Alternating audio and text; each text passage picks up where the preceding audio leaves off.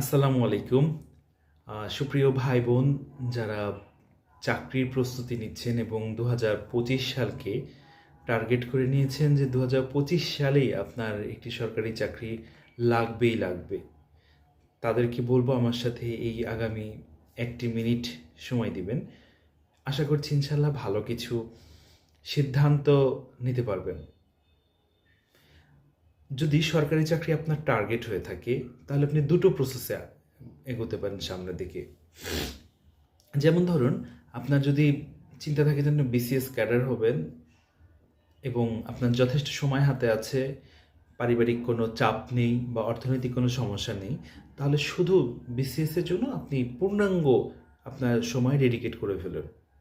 সেটা 48 বিসিএস হতে পারে আর কি, অথবা 47 হতে পারে। 47-এর জন্য সময় হাতে কম আছে, 48-এর জন্য কিন্তু অনেক সময় রয়েছে আপনার হাতে। এ কারণে যারা বললাম যে দুটো বিষয়ে কোনো সমস্যা নাই, আপনার পারিবারিক সমস্যা বা অর্থনৈতিক সমস্যা, এই দুটো যদি আপনার ক্লিয়ার থাকে তাহলে আপনি 48 বিসিএস এর জন্য সম্পূর্ণরূপে লেগে যান।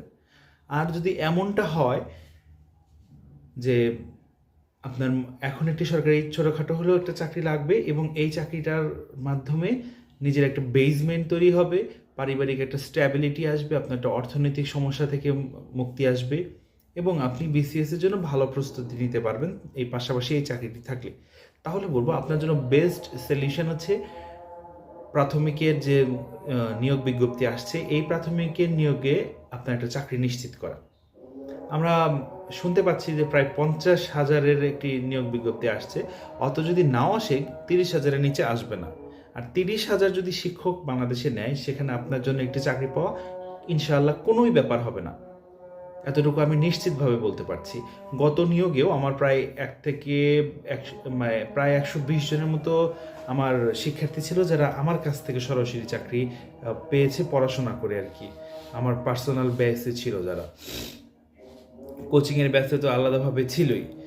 তো এই যে বড় একটা সংখ্যা, আমার দেখা গেছে যে প্রায় অর্ধেক পরিমাণ শিক্ষার্থী চাকরি পেয়ে গিয়েছে, তার একটি কারণ ছিল যে ডেডিকেশন। আমি সবসময় শিক্ষার্থীদের বলে রাখি যে আমার সাথে যে 3টা মাস বা 6টা মাস সময় আপনারা দিবেন, সর্বোচ্চ ডেডিকেশন আপনারা দিবেন।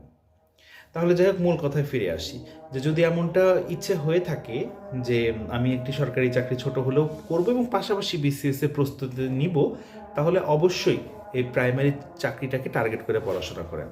প্রাইমারি চাকরিটা আপনার নিশ্চিত ইনশাল্লাহ আগামী বছরের, অর্থাৎ না এই বছরেই আপনার নভেম্বর ডিসেম্বর মাসে আপনার নিয়োগ পেয়ে যাবেন আশা করছি।